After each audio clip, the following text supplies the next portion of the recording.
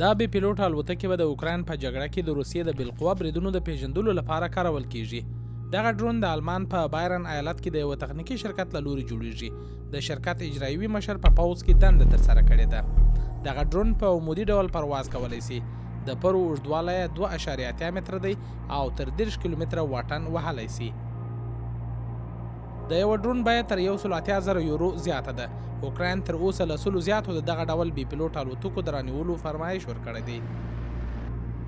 په پام کې ده چې د آلمان حکومت به 20 میلیونه یورو یاد شرکت ته ورکړي.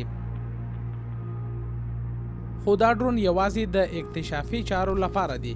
د یو ځانګړي ټکنالوژۍ په مرسته هدفونه په 3 بعدي بڼه نقشه کوي. خو دا ډرون د برید کولو لپاره نه دی.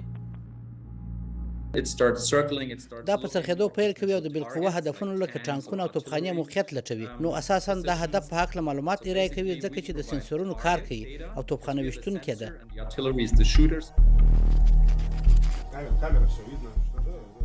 کله چې ډرون خپل ماموریت سرته ورسوي د دښمن موقعیت د اوکراین توپچي ته ورکول کیږي.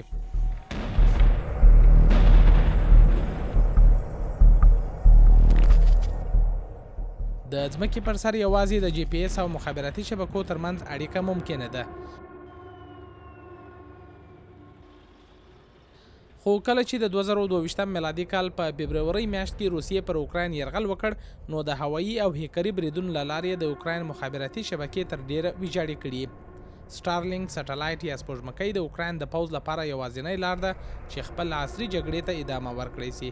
دغه سټلایټ د سپوږمکیو له سترې شبکې سره وصل دي. اوکراین د سټلایټ د خدماتو د ترلاسه کولو بیه باید پرې کړي او لویدیځ بیا اوکراین ته دغه لګښت ورکوي.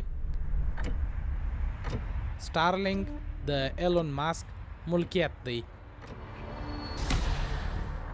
پوځي ډرونونه د روسیې د پیژندل شوو هدفونو د ویشتلو لپاره کارول کیږي، خو روسیه زیاتره مهال پر لوړ تخنیک سمبال د دغه ډول بریدونو څخه دفاع نشي کولای.